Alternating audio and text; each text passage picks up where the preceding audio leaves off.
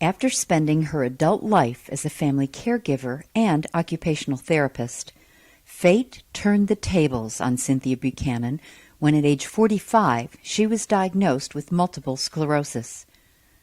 As she began sharing the shocking news with family and friends, Cynthia also began employing her innate problem-solving skills in dealing with the body and mind issues that were part of her life-changing diagnosis.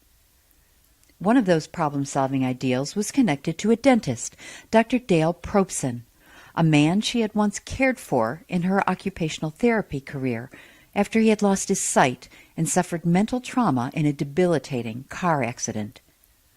It was a connection that took Cynthia back to a lifelong interest and forward into a whole new world. Dr.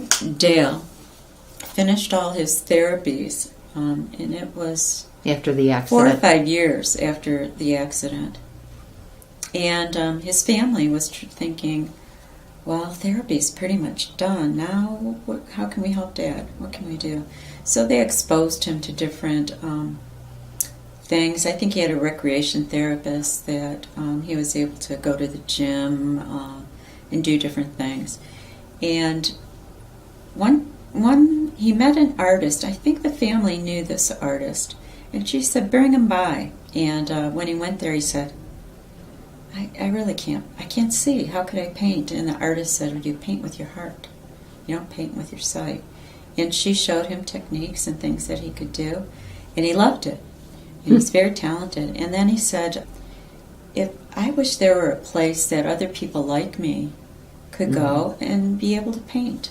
And the family looked into it. They traveled to California to find out what was out there and what they could do, and came back and got some funding and started it.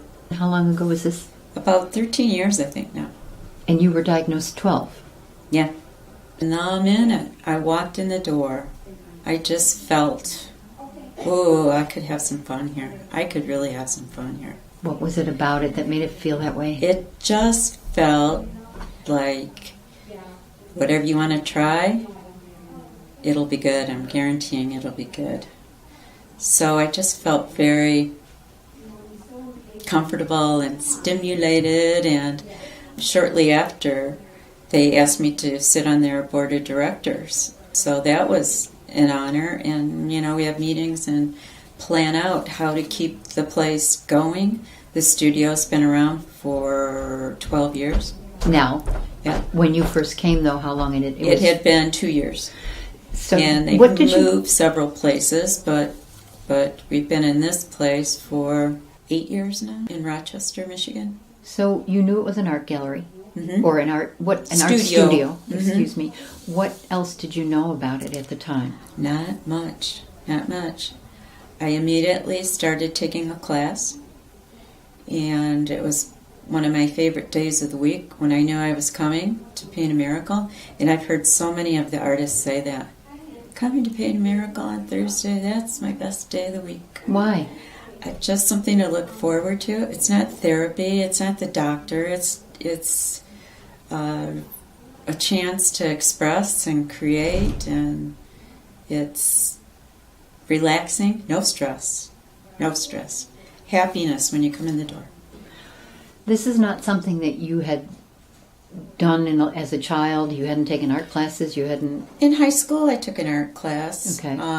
But it wasn't. And I always enjoyed little coloring and little bits of drawing, and I tried some painting, little bits, nothing with passion. So when does that evolve? Once I came here, it was as if a creative curtain. It was down, and all that science and past stuff was lifted up, and I was exploding with ideas, and the people here helped me see it to fruition. In what Whatever ways? it takes, providing materials, sitting and talking ideas out. If I have an idea, I'll tell somebody, and a teacher, a volunteer, or even another artist. And they might have ideas and suggestions. Some I'll take and some I won't. and we do them for each other. When did you start to think of yourself as an artist? That's a good question. I think after I had been coming here for a year, people started calling me an artist. Why? Were you producing that much work? I was producing, yes, and they were encouraging and calling me an artist. And I thought, wow, I guess I am. I guess I am. So it was outside validation that encouraged that thought I process think so. within you.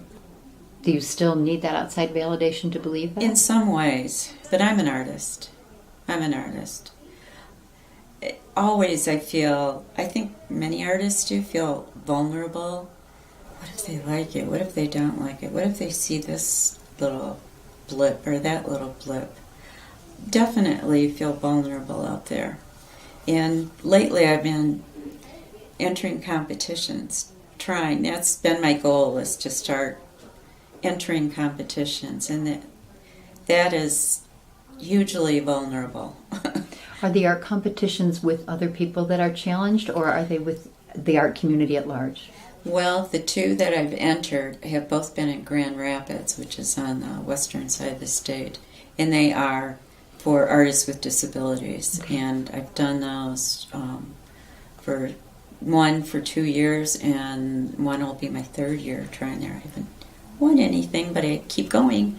And the one I just did last weekend was at an art center that is not an art center for disabilities. It's all artists.